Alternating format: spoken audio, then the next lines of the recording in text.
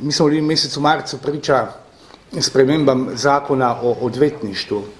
Minister Zalar je spremenil, odnosno predlagal spremembo zakona o odvetništvu in v veliki meri je to utemeljeval z težavami pri zagotavljanju odvetnikov za tako imenovane zagovore po uradni dolžnosti. Vi se spomnite, da je bilo kar veliko govora o tem. Nadalje je to utemeljeval tudi z nezmožnostjo zagotavljanja odvetnikov v primerih tako imenovane brezplačne pravne pomoči. Kot veste, smo lahko slišali utemeljitve, da se odvetniki množično odjavljajo iz tistih tako imenovanih seznamov in da brezplačna pravna pomoč ponekod že ni več mogoča. Zlasti kritično je bilo pa tisto, da ni odvetnikov za zagovore po uradni dolžnosti, tudi v primeru hudih kaznivih dejanj. Seveda je šla sprememba zakona o odvetništvu poleg teh dveh more biti potrebnih sprememb, zlasti v popolnoma drugo smer. Šla je v smeri določanja odvetniških tarif s strani odvetniške zbornice, soglasju z ministrom, in šla je v smeri disciplinskih postopkov, ki jih izvajajo ponovno odvetniki sami.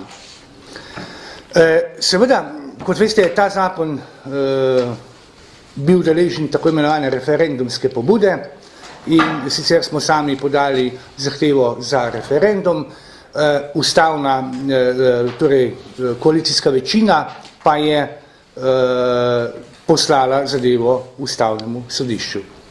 Tega zakona, to bom posebej poudariti, da ločimo stvari, tega zakona mi se seveda ne dotikamo v ničemer. Zakon še ne velja, zakon je na ustavnem sodišču, odnosno bo po mojem prepričanju deležen referendumskega presojanja. Vrnimo pa se k tistima dvema problemoma, to je zagotavljanju odvetnikov po uradni dolžnosti in zagotavljanju odvetnikov v primeru brezplačne pravne pomoči. Seveda, po našem prepričanju, zato ni potrebna sprememba zakona o odvetništvu, tako kot je naredil minister Zalar, ampak smo zaradi tega, da odpravimo eventualne probleme, vkolikor ti problemi so.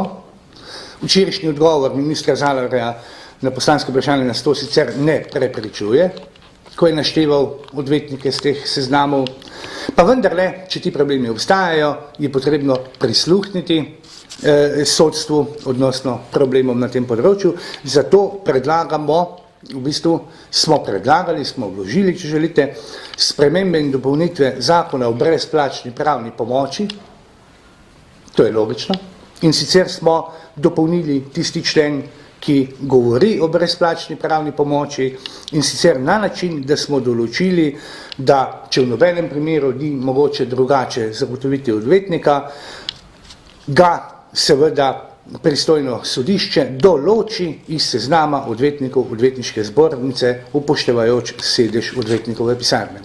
Skratka, vse oblike ostajajo enake, hkrati pa dajemo možnost sodišču, da ga določi s seznama odvetniške zbornice Slovenije. Podali smo tudi spremembo zakona o kazenskem postopku.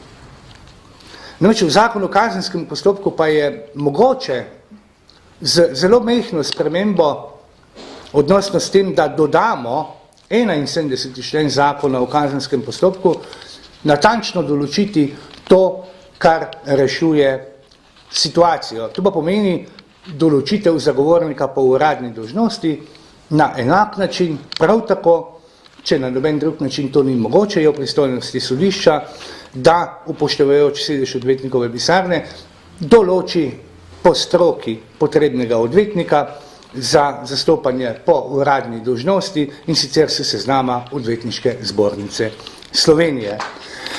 Posledično naj vas ne moti tisti, ki imate tekst pred seboj, vas naj ne moti, da posledično razveljavljamo eno alinejo zakona o odvetništvu.